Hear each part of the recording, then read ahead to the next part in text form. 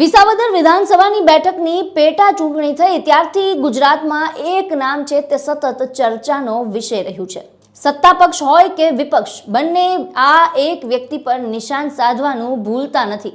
જી હા, તમે સમજી જ ગયા હશો કે અમે વાત કરી રહ્યા છીએ ગોપાલ ઇટાલિયાની, કે જેણે વિસાવદરની ચૂંટણીમાં આમ આદમી પાર્ટી તરફથી જીત હાંસલ કરી અને વિધાનસભામાં પહોંચ્યા।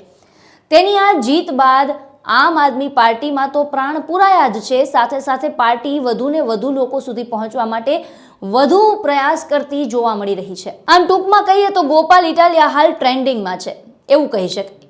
ત્યાં સુધી કે ભાજપના નેતાઓને પણ ગોપાલ નામ આવે તો આપોઆપ પાછળ ઇટાલિયા જ બોલાઈ જાય છે। અરે તમે બરાબર જ સાંભળ્યું છે।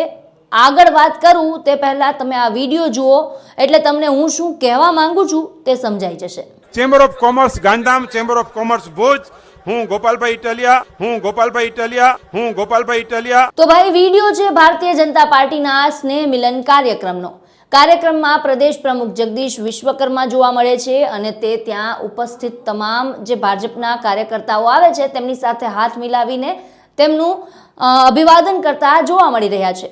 નવા વર્ષના સીતારામ કરતા જોવા મળે છે। આ દરમિયાન જે વ્યક્તિ માઇકમાં બોલી રહી છે તે અલગ અલગ વ્યક્તિના નામનું સંબોધન કરે છે। તેમાં એક નામ આવે છે ગોપાલ, અને આ વ્યક્તિથી ગોપાલ નામની પાછળ ગોપાલ ઇટાલિયા એમ આખું બોલાઈ જાય છે।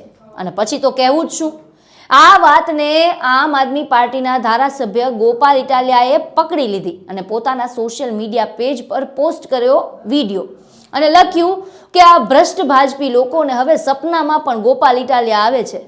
તેમની આ પોસ્ટ પર કોમેન્ટ પણ લોકોએ ખૂબ કરી છે। કોઈકે કહ્યું કે ભાજપના નેતાઓ રાત્રે ઊંઘતા ઊંઘતા પણ ગોપાલ ગોપાલ કરે છે, તો કોઈએ લખ્યું કે સબ ભૂમિ ગોપાલ કી।